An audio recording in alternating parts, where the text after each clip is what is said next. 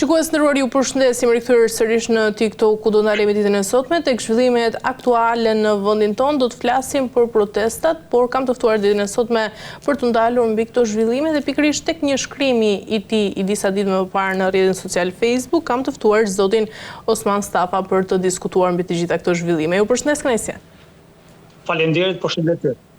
Atëherë, zoti Stafa, unë do doja të nisja fillimisht me protestat. Ne kemi diskutuar se i përket kësaj teme dhe jemi rikthyer sërish për të diskutuar për ato çka po ndodh tashmë në vendin tonë. Dhe unë do doja të ndalesha tek një shkrim juaj që keni bërë para 2 ditësh, në mos gaboj, në rrjetin social Facebook dhe ju thoni se protesta e ka vrarë politikisht kryeministrin shqiptar Edi Ramën. Dhe pyetja ime është, nëse kjo tashmë është e vërtet, pse ai vazhdon të mbajë ende pushtetin dhe institucionet kryesore?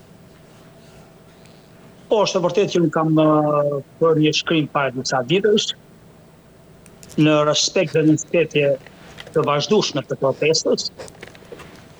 Unë para se më dhënë përgjigje të pyetjes tuaj, do të kisha dëshirë të bëj një analizë të shkurtër, që të mos shkurdhni pastaj nga pyetja juaj. Patjetër. Kush është analiza që unë duam në tani se këtë bashkëbisedim për ju edhe për dëgjuesit tuaj. Unë e kam deklaruar që kam mbështetur protestën që ditën e parë. Kam analizuar me kujdes grupet shoqërore që janë pjesë e kësaj proteste. Kjo protestë dominohet nga rinia. Pra ka një pjesëmarrje të jashtëzakonshme. Ajo që para disa kohë ne bashkë kemi diskutuar edhe si shqetësim, jo dëmtimin, por të shoqërisë në tërësi, përse nuk po reagon shoqëria shqiptare, tashmë është një fakt i kryer dhe i realizuar. Vim te grupi i gjithë shoqëror që përbëjnë këtë protestë. Janë familjar me fëmijë duke filluar të në karrocë, apo në krah, apo me fëmijë për dorë. Dhe vjen pastaj brezi i dytë apo i tretë. Arsye pse unë trajtova këto 3 grupe apo 4 grupe shoqërore që janë pjesë e protestës. Kur del rinia, kuptohet se ka një diçka të jashtëzakonshme dhe kërkon një ndryshim radikal. Pjesëmarrja e madhe e konfirmon një gjë të tillë. Kur dalin prindër me fëmijë, do thotë që ato dëgjojnë të përballen me të keqen që ju ka dalë përpara në emër të fëmijëve. Kur del brezi para mosha e dytë e tretë, tregon një fjalë që ne na kanë larguar fëmijët dhe ne jemi të braktisur. Pra, të 3 këto grupë mosha përbëjnë pjesë dërguese të asaj proteste. Edhe janë pikërisht të harmonizimi i këtyre brezave dhe i kërkesave që realisht i kanë dhënë një kolor të jashtëzakonshëm asaj proteste. Vim tek pyetja juaj. Përse s'po largohet Rama? Është e vërtetë që unë kam deklaruar me fjalë që kjo protestë ka vrarë politikisht dhe moralisht Edi Ramën. Një njeri i ardhur në pushtet. Ka mandatin e 4 të qeverisjes. Është viti i parë i mandatit 4. Edhe të kesh një reagim pas një viti të qytetarëve, do të thotë që diçka këtu vërtet ka shkuar jo keq, por shumë keq. Por hir të vërtetës ka qenë krijuar një psikologji në tërësinë në shoqërinë shqiptare, që Rama kontrollon gjithçka. Dhe kjo është nëse vërtet se Rama me mekanizmat e pushtetit, po thuaj se ka kontrolluar dhe kontrollon gjithçka. Vim tek shqetësimi juaj që është nëse i drejtë, që është shqetësimi çdo protestuesi dhe çdo qytetar. Çfarë do bëhet dhe ku do largohet pushteti? E para duhet kemi parasysh që kemi të bëjmë me një model të një aristokrati ku kontrollon gjithçka. Prej 13 vitesh apo më saktë 14 vitesh ka ndërtuar aleancën në shpërblim të pushtetit të tij personal edhe të një grupi miq dhe bashkëpunëtorë të biznes. Unë nuk kam dëshirë të quaj oligark, por është një grup i caktuar njerëzish të cilët bashkëjetojnë me të në pushtet dhe në marrëdhënie ekonomike. Ai ka ndërtuar një perandori në kuptimin më të të fjalës, një perandori duke patur pushtetin politik në dispozicion, pushtetin ekonomik dhe një aleancë të fshehtë në krim. mjafton të analizojmë përgjimet e fundit që kanë sjellë shërbimet partnere, kanë konfirmuar me fjalë që qeveria e zotit Rama nuk është problemi që nuk po lufton krimin, po ajo tashmë është në mënyrë të konfirmuar dhe të vërtetuar, është në bashkëjetesë me krimin. Dhe duke vazhduar tek analiza për të dhënë përgjigje shqetësimit dhe pyetjes së shqetësimit tuaj, duke parë natyrën e pushtetit në cilën ai ka ndërtuar, është pothuajse e vështirë që ai të japë dorëheqjen përballë një proteste të tillë, pavarësisht nga pjesëmarrja. Arsyeja. Kur unë citova një fjalë që sot pushteti dhe krimi flirtojnë dhe ndajnë bashkë qoftë pushtetin ekonomik dhe politik, do të thotë një fjalë që Rama sot nuk e kontrollon pushtetin e tij totalisht. Po janë pikërisht ato që e ndihmuan në 2025 për të marrë 83 mandate, të cilët ja imponojnë vazhdimin e pushtetit për të shërbyer interesave të tyre që solën në pushtet. Kjo është problemi më madhor sot që ka protesta me qeverinë, për hir të vërtetës. Dhe në kjo lloj pozicione që është sot për protesta dhe qeveria, ne shikojmë një fjalë që çdo ditë temperatura e përballjes sapo rritet. Kjo si protesta është një nga protestat më moderne. Jo vetëm në Shqipëri, sepse në Shqipëri është një rësi për hir të vërtetës.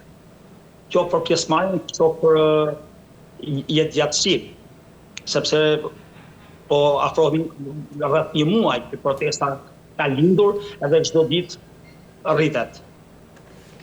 Pse është problem për qeverinë? Sepse ne thamë që sot qeveria dhe krimi janë bashkë. Po shikosh protestën në kujdes, ajo nuk ka paruar asnjë incident. Dhe kur ka patur tentativa për provokime të cilat kanë qenë pafund, qoftë nga njerëz të futur nga pushteti, pra protesta për hir të vërtetës ka treguar një model qytetarie, vendosmërie, kohezioni, edhe tashmë fjalë në ditën e saj të 26 apo 27, ajo po fillon piqet edhe politikisht. Shikojmë tash se si qëndron pushteti përballë protestës. Ka angazhuar një makineri të jashtëzakonshme të propagandës. Analistë brenda vendit dhe jashtë vendit. Mallë të importuar apo dhe mallë vendi, mallra të skaduara apo fytyra të reja të bërë me makjazh. Ka ofenduar dhe intimiduar element të caktuar të protestës, të cilat e kanë një qëllim të caktuar për ta provokuar, për ta ofenduar, që protestat të dalin jashtë modelit të saj. Brenda protestës ka një pjekurim të jashtëzakonshme për të kontrolluar emocionet.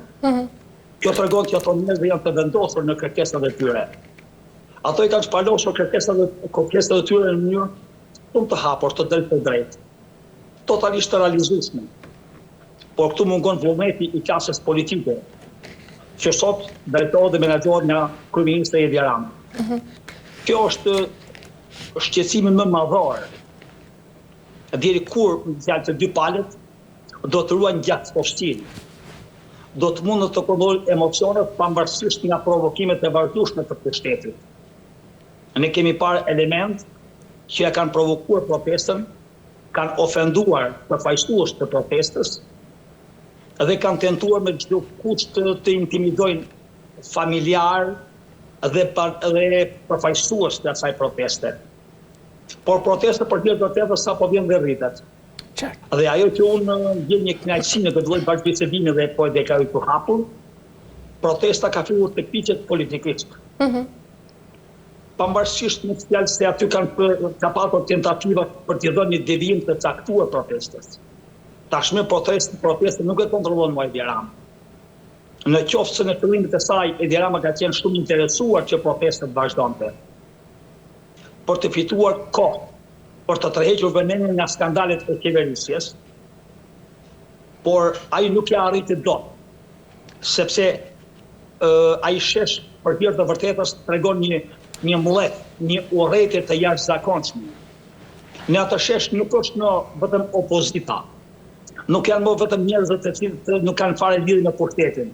Në atë shesh këtë qytetarë që i përfaqësojnë të majtën, kanë familjarë të tyre në punë në pushtet. Dhe ato, pra rinia ka guxuar të thyej atë të cilët ky kishte vendosur pothuajse një gjendje gjumi prej 14 vjetësh. Kjo është gjithë si të mund ty, ajo të cilat na ditë në ditë po shkojnë drejt përplasjes të dy forcët. Qeveria në rastin konkret ka humbur çdo lloj qetësie. Nuk e kontrollon dot as emocionet dhe as protestën. Tentuan ta provokojnë me heqjen e flamurit pranë ambasadës izraelite. Kjo është një akt shumë i rëndë, sepse ne di mirë, ne që jemi pjesë e protestës, ne kemi parë shërbimet të policisë, qoftë shërbimet civile, qoftë shërbimet me uniformë. Por për çdo organizim të protestës, policia bën instruktazhe. Dhe si ka mundësimi fjalë kur policia po identifikon pothuajse pjesë ndërmuese të atyre që janë protestues, jo atyre që janë aktivë, apo kanë identifikuar, filtruar, tentuar për të shantazhuar, por dhe si e kanë arritur. Por si ka mundësi ai drejtues i policie, kur ka bërë një plan masash dhe një plan vendosje të trupës të policisë, kur i ka bërë instruktazhin e forcës të policisë, kur e kanë ditë shpëmirë itinerarin e protestuesve, si ka mundësi ndodhi në hundën e policisë ajo hyrje dhe heqja e flamurit, pra këto janë provokime. Është në vazhdim në provokime, qofse mani mend kur kemi biseduar në fillim fare bashkë. Në fillim u akuzuan shërbimet greke. Pastaj kaloi nga konkurenca që do prodhonte pra një investim akoma i pa miratuar, i pa investuar, i paralizuar, i pa ndërtuar dhe i pa i futur në eficiencë, do na krijonte probleme destabilitetit të turizmit në rajon. Fantazi të Ramës, pirë në marrëzi. Pastaj akuzoi islamikët. Kur e pa që nuk i funksionoi, pastaj pa që mund të kenë shërbime të sklave, të cilat i përmend shumë pak, sepse ka një dashuri të jashtëzakonshme për Vučićin. Dhe pastaj ta mund të jenë shërbime të ruse, kur nuk përjashtoi asnjë. Në ndërthëm ka thonë që janë edhe njerëzit të Sorosit, edhe njerëzit e Velit, edhe sheshin e kontrollon opozita. Po, është e vërtetë. Sheshin e kontrollon qytetarët e zemëruar me pushtetin, qytetarët e zemëruar me modelin e qeverisë së Edi Ramës. Kjo është mos e vërtetë. Pjesa dërmuese aty i përkatin opozitës. Por ne nuk po bëjmë ndarjet e ngjyrave të flamurit, sepse flamuri kuqezi është mbi të gjitha.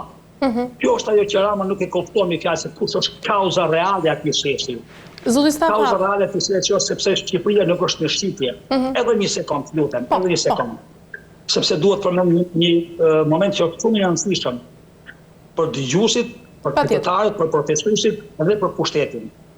Pasi tentoi të ngarkojë jo shërbimet iraniane etj, tashin në kafe. Dhe protesta e të shtunës që kaloi, që ishte një protestë nga më të jashtëzakonshme që mund të jenë realizuar në Shqipëri, një pjesëmarrje jashtëzakonshme, tentoi në mënyrë të hapur të akuzojë qytetarët e Kosovës duke lidhur këto akuzë me eksponent të UÇK-s. Këto e kalojnë nivelin e një provokimi përballë pushtetit, protestuesve dhe asaj që është shumë e rëndësishme se pushteti dhe protesta.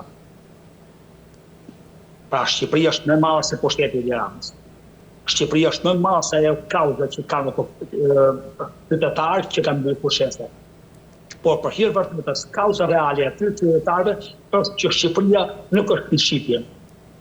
Unë kur kam përqruar statusin, kam vendosur edhe një foto. Foto me 2 pishtë në mes të sheshit. Por unë aty kam parë fëmijë, 1 vjeç, 2 vjeç, apo 10 vjeç, të cilat kanë hedhur në krah flamurin kombëtar. Si mund është do ti kryeministri shqiptar, ti akuzosh kronjerës të qytetarë, ti akuzosh se janë vënë në shërbim të shërbimeve të huaja, dhe të tentosh pastaj të ngarkosh emocionalisht dhe politikisht për të krijuar një ndarësi midis qytetarëve të Shqipërisë dhe qytetarëve të Kosovës. duke përdorur disa eksponent apo aleanca të fshehta të opinionistëve apo të politikanëve kosovanë. Atëherë unë të deklaroj në mënyrë publike. Nuk e parajshtoj mundësinë se mund të ketë patur një qytetar 2 apo 10 nga Kosova. Ajo protestë ka qenë një protestë puro shqiptare.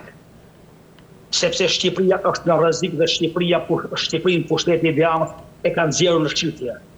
Kjo është ajo që desha të mbyll dhe për të vazhduar të pyetja juaj. Pra ajo protestë ka një kauzë mbi kauzat. Shqipëria është e shqiptarëve dhe Shqipëria nuk është në shqyrtje. Familjet tona nuk janë shqiptje, fëmijët tanë nuk janë në shqiptje. Dhe Shqipëria i përket shqiptarëve. Si e keni parë, zoti Stafa, 5 pika të cilat janë paraqitur në protest nga grupi organizator dhe pikërisht mbas këtyre 5 pikave ka pasur edhe sulme të drejtë për drejta ndaj zotit Dritan Goxhaj? Atëherë, unë thash në fjalë që po bën çmos në fjalë për të intimidoj. Ato kanë tentuar të gjejnë për secilin nga ato pjesëmarrës, sidomos për folësit. Të gjejnë edhe të kontrollojnë edhe për bërësin e prej të 4 të 5. Në qoftë se ato kanë patur një gjyshje që dikur ka bërë gabim gjyshje në lidhje martesore, ato do të tentojnë me çdo kusht t'ia gjejnë, edhe të dashurin, edhe kohën ku e ka trajtuar gjyshin. Sepse këto janë pjellë e një pushteti për hir të vërtetës nëpërmjet këtyre makinacioneve ka mbajtur pushtetin. Por Rama duhet të kuptojë një gjë. Sot nuk e man dot në pushtetin në këtë lloj forme, sepse ajo masë e stërmadhe, e cila nesër do të jetë po në të njëjtën nivele, po me datën 2 apo me 4 korrik do të jetë shumë herë më e madhe. Nuk mundesh dot ta intimidosh, a mundesh dot me ulur, me analizuar kush është arsye që të mira njerëz në atë vapë të mërshme, me fëmijë, me burra dhe gra në moshë të thyere, rrin nga 3, 4, 5 apo 6 orë. Kush është arsye që këto njerëz? A vërtet na quhen të çmendur të gjithë? Por hir të vërtetës i çmendur i real është ai dhe pushteti i tij. Është i çmendur nga babësia. Por jo nga logjika. Ai duhet të ulë dhe bëjë një analizë. Çfarë ka ndodhur? Sepse këto njerëz ishin edhe në 2025, edhe në 2024, edhe në 2023. Këto akuza që sot i radhisin folësit, ka që në 2013 që opozita i denoncon. Lideri i saj, doktor Berisha, i ka denoncuar. Që për hir vërtet është do akuzë, ka dalë reale, për shkak të kryer. Atëherë, zoti Stafa, nëse opozita i ka denoncuar, pse qytetarët nuk kanë arritur pra të binden më herët? Dhe nga ana tjetër kur flisnin dhe për interesat të cilat duan të vrasin opozitën, për kë bëhet fjalë konkretisht? Atëherë e kishin tek Dritan Goxhaj, që marrin me radhë. Normalisht një fjalë Rama tash do të filloj të shkëpus eksponentët. Pra në skenarin e tij, ai ka dëshirë të përçajë protestën. Dikush ka dëshirë të quajtur, por unë them një masë e stërmadhe qytetare. Pra ai ka dëshirë të përçajë këtë masë qytetarësh. Dhe si mund të përçajë? Gjithmonë politika për hir të vërtetës kur shikon rrezik të pushtetit apo që i rrezikohet pushteti, tenton të aludojnë për çështjet kombëtare, për të angazhuar tek njeriu atë të vetdijen e brendshme që të shpërthej, sepse kur vjen momenti tek kombi, çdo qytetar është i gatshëm të rrezikojë dhe të vihet në shërbim të çështjes kombëtare. Ndaj dhe politika gjithmonë tenton, kur ka probleme politike apo ekonomike brenda vendit ku ai është sot kryeministër, tenton të hedhë në treg për një konsum edhe për të ngjallur të ndjenjën e brendshme kombëtare.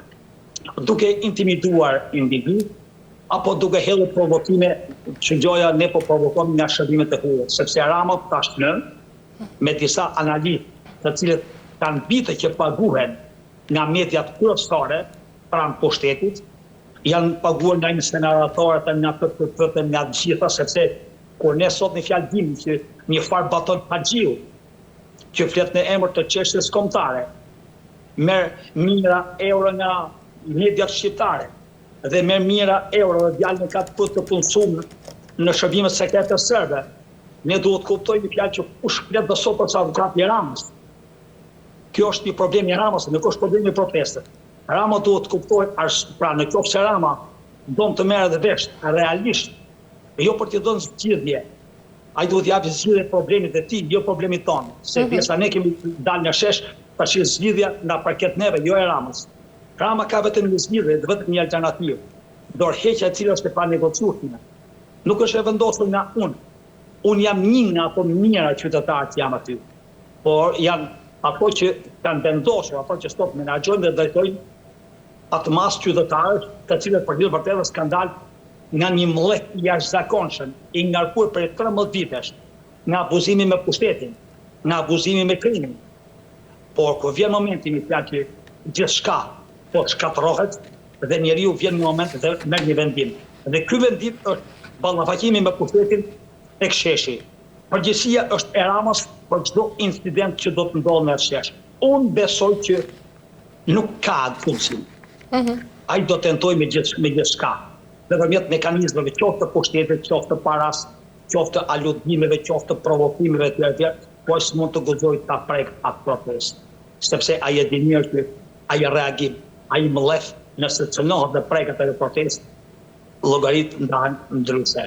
Pastaj ajo protestë nuk është më protestë. Dhe llogarit me Ramën ndahen ndryshe. Ndaj unë për hir të vërtetës kam dëshirë të jem shumë i qartë, shumë i kujdesshëm ndaj drejt për drejt në këtë lloj komunikimi. Ajo protestë është një nga protestat model, ku ka demonstruar një qytetari të jashtëzakonshme.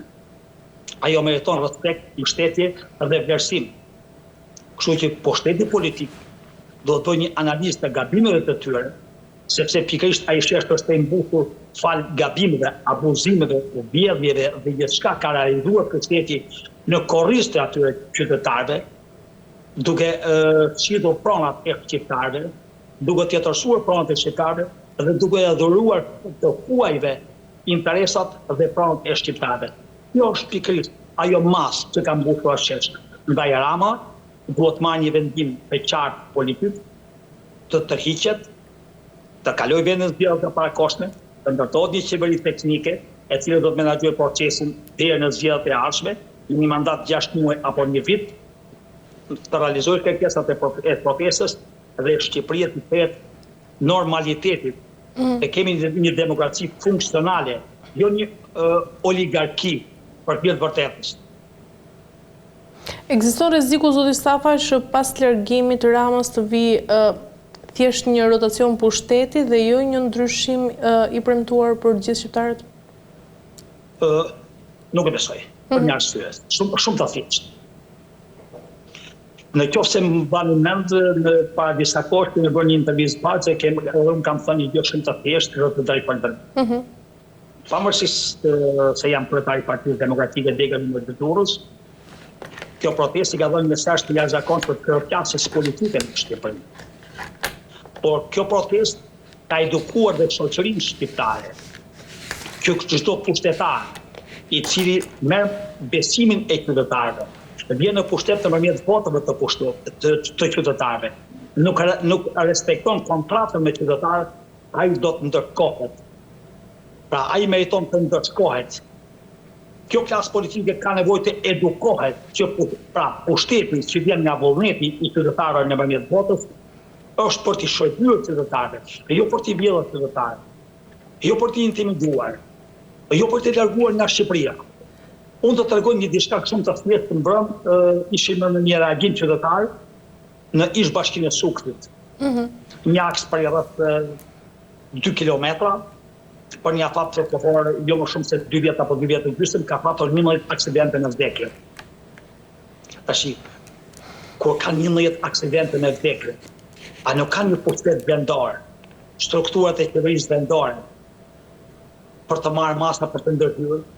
Pra në qoftë se ne nuk lexojmë elementet, por ne nuk e ndalojmë dot të keqen, pra ne duhet të analizojmë fenomenin për të parandaluar të keqen. Qytetarë që reagonin dhe shprehin të mllefin e tyre. Por ai mllef është nga pak është duke kthyer në urrëtie.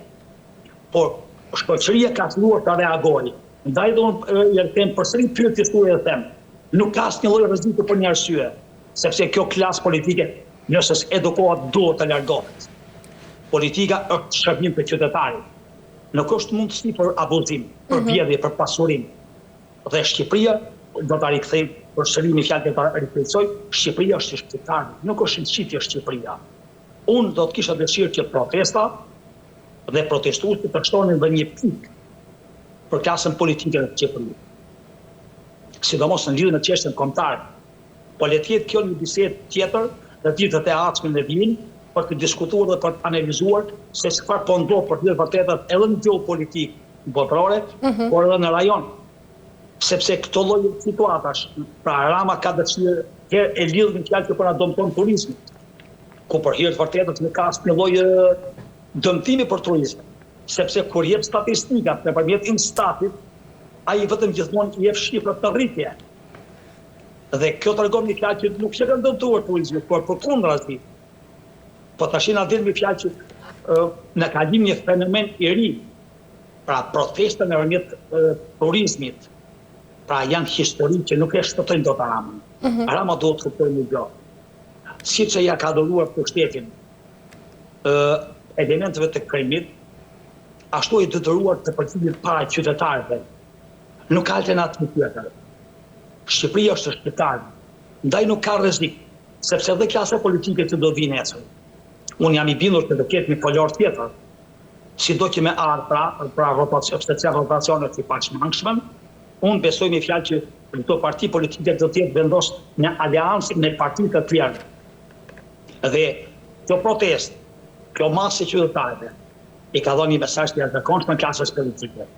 Nëse klasa politike do të ta analizojë, ta vlerësojë, të nxjerrë mësime, unë jam i bindur që kjo klasë politike që unë e kam thënë dhe përpara, ka kohë që ka kaluar koha për të larguar nga përfaqësimi politik, sepse unë shkoj dhe diçka që për hir të vërtetës, ajo buzëqeshti që provon ajo masë qytetarë, për hir të vërtetës ka filluar të piqet dhe jo shumë vonë, aty do fillim të lindin liderit e ri.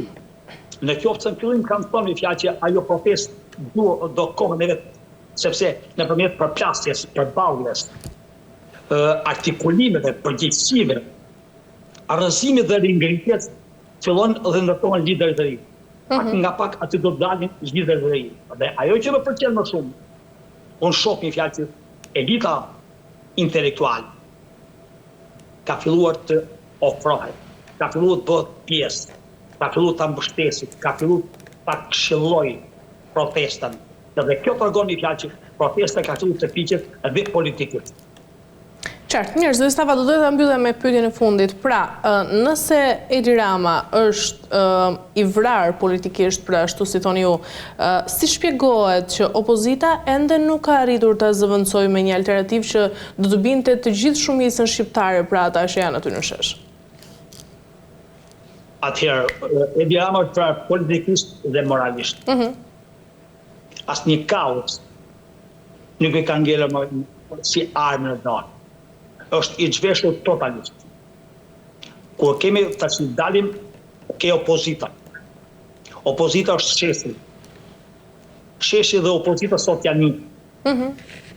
Pavarësisht nga kolorat e ndryshme, nga grupet e interesit se kemi analizuar më përpara dhe nuk kemi se të harxojmë kohën, por opozita dhe sheshi dhe opozita sot janë një. Protesta dhe opozita po piqen bashkërisht. Po operojnë në mënyrë të shkëlqyer me njëri tjetrin edhe shumë shpejt do vi edhe alternativë për zgjedhje. Jo për ndryrimin e pushtetit. Jo. Për të ndryshuar modelin e pushtetit, modelin e qeverisë dhe modelin e përgjegjësisë. Pushteti është përgjegjësi, pushteti është shërbim. Kjo është gjithë ajo çfarë kjo protestë për hir të vërtetës ka pjekur dhe ka shtuar jo si alternativë për zgjedhje, por kusht të panegocueshëm që pushteti është shërbim ndaj qytetarit. Kjo është esenca kryesore. Pra, e para që Shqipëria nuk është në shitje, dhe e dyta që pushteti është shërbim dhe përgjegjësi ndaj qytetarit. E qartë. Mirë, Zëstava, ju falenderoj shumë për gjithë informacionet. Ishte kënaqësi. Ju falenderoj ju, faleminderit. Faleminderit shumë. Mirë, shikues të nderuar, kemi arritur në fund të këtij emisioni dhe për ditën e sotme ku ndalem tek zhvillimet aktuale në vendin tonë, pra protestat, e mbyllim këtu ditën e sotme dhe bashkë do të shihemi sërish.